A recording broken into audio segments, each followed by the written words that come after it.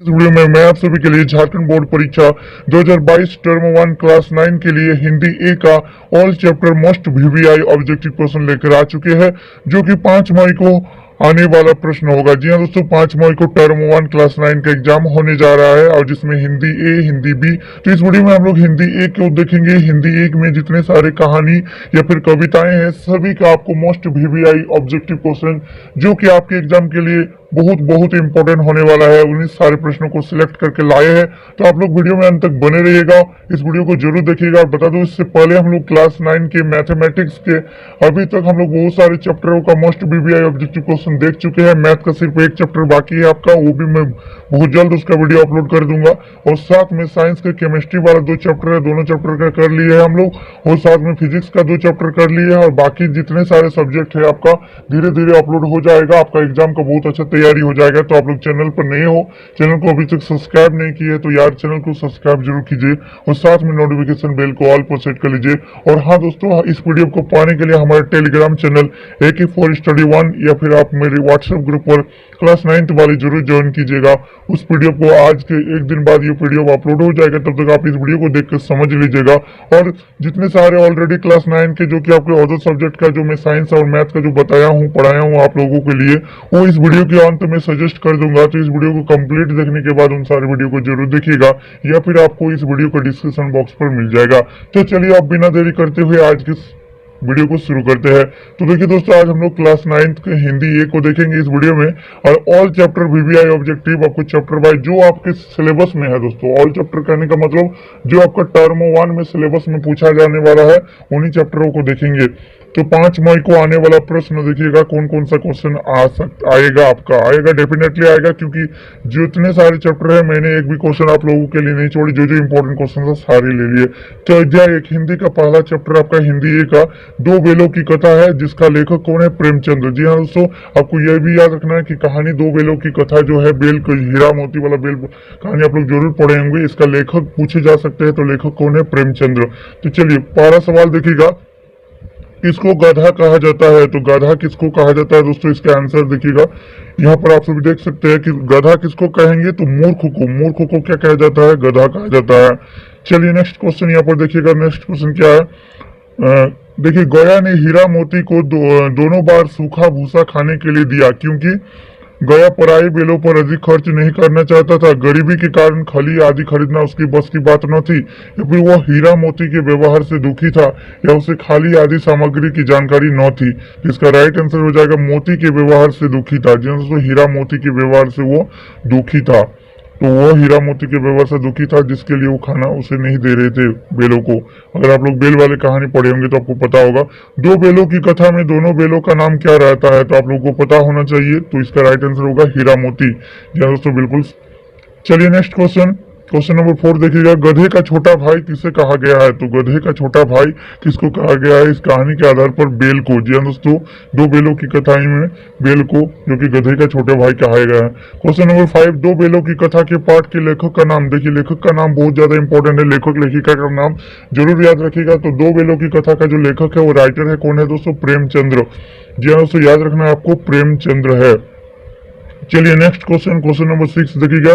दड़ियल व्यक्ति कौन था? तो दड़ियल व्यक्ति कौन था? बेलों को खरीदने वाला। कौन था दोस्तों? ऑप्शन 1 हो जाएगा, बेलों को खरीदने वाला। नेक्स्ट क्वेश्चन देखिएगा, क्वेश्चन नंबर 7, हीरा और मोती के स्वामी का नाम क्या था? तो हीरा और मोती के जो स्वामी थे उसका नाम था झूरी। कहानी अगर पढ़े होंगे तो आपको पता होगा, झूरी था। नेक्स्ट क्वेश्चन, क्वेश्चन नंबर 8, 2 बेलों की कथा किस प्रकार का पाठ है? तो 2 बेलों का जो कथा है यो क्या है दोस्तों? यो एक कहानी है। हीरा और मोती 2 गाय रहते हैं, 2 बेल रहते हैं, उस पर आधारित कहानी है।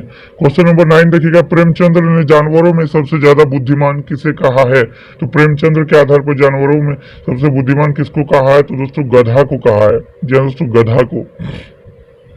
क्वेश्चन नंबर 10 देखिएगा। दोनों बेलों के प्रति किसका प्रेम उमड़ गया? तो दोनों बेलों के प्रति छोटी बच्ची का। जी हाँ दोस्तों, छोटी बच्ची का प्रेम उमड़ गया। नेक्स्ट क्वेश्चन, क्वेश्चन नंबर 11 देखिएगा। दोनों बैल अपने नए स्थान यानी कि गया के घर पर किस समय पहुंचे? जैसे झूरी झूरी क्या किया, गया के एक नया स्थान गया को दे दिया, तो गया के घर किस स्थान पर पहुंचे थे?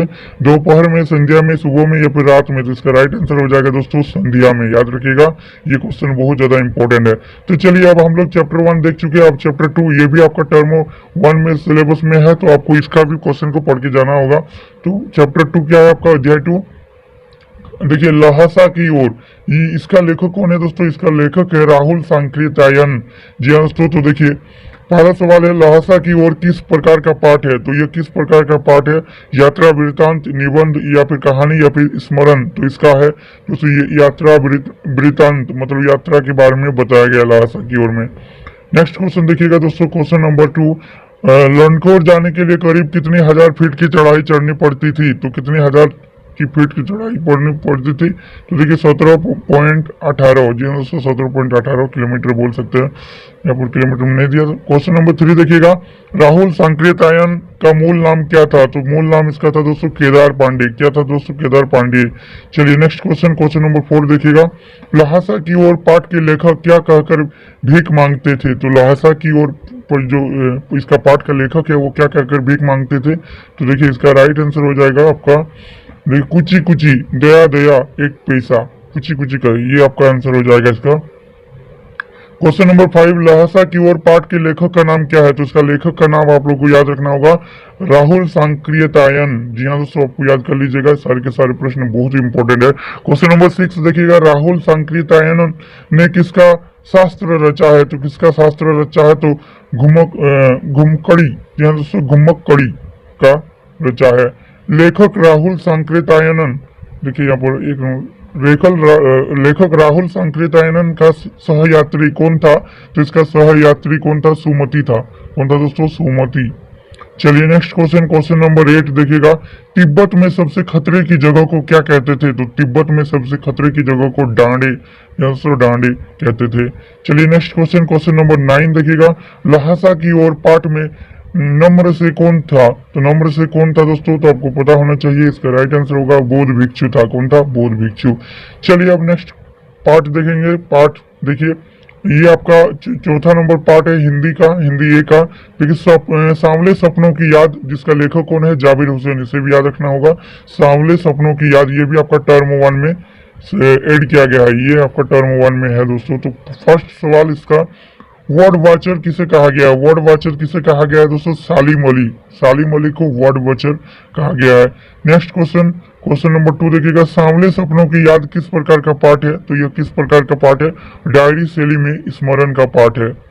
चलिए नेक्स्ट क्वेश्चन देखिएगा, क्वेश्चन नंबर 3, सांवले सपनों की याद पाठ के लेखक कौन है? तो इसका लेखक कौन है दोस्तों? जाबिर हुसैन। आपको याद रखना है, जाबिर हुसैन इसका लेखक है। क्वेश्चन नंबर 4 देखिएगा, सालिम अली ने अपनी आत्मकथा का नाम क्या रखा था?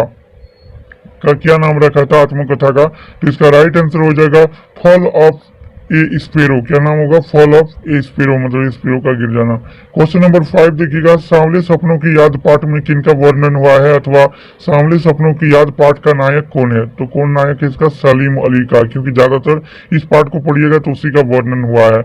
क्वेश्चन नंबर 6, सालिम अली कौन विज्ञानी थे? सालिम अली जो कौन विज्ञानी थे दोस्तों? ये पक्षी वैज्ञानिक थे, पक्षी के बारे में खोज करते थे। क्वेश्चन नंबर 7 देखिएगा, जटिल प्राणी इनमें से किसे कहा गया है? मनुष्य को, पशु को, पक्षी को, या इनमें से सभी? तो जटिल प्राणी किसे कहा गया है? पक्षी को।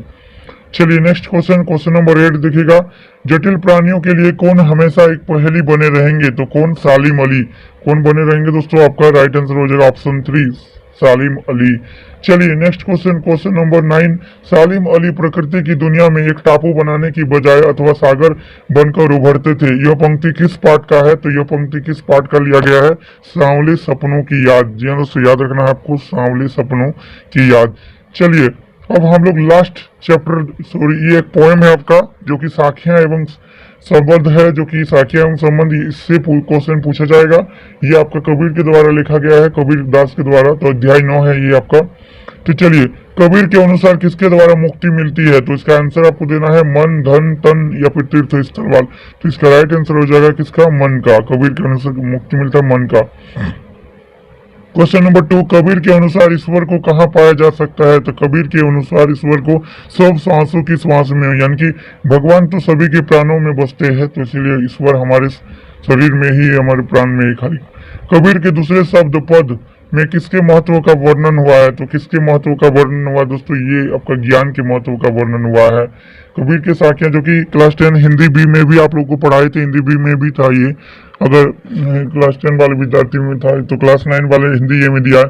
कबीर की साखियों में किसका महत्व बताया गया है? तो किसका महत्व बताया गया दोस्तों? प्रेम का महत्व बताया गया। सभी के सभी मोस्ट वीवीआई ऑब्जेक्टिव क्वेश्चन आपको एग्जाम में जरूर देखने को मिलेगा। मनुष्य ईश्वर को कहाँ नहीं ढूंढता है? तो मनुष्य ईश्वर को खेल के मैदान में नहीं ढूंढता है, बाकी हर जगह ढूंढता है, जैसे मंदिर में भी, क्रियाक्रम में भी और मस्जिद में भी, बट खेल के मैदान में कभी भी भगवान को नहीं ढूंढते हैं।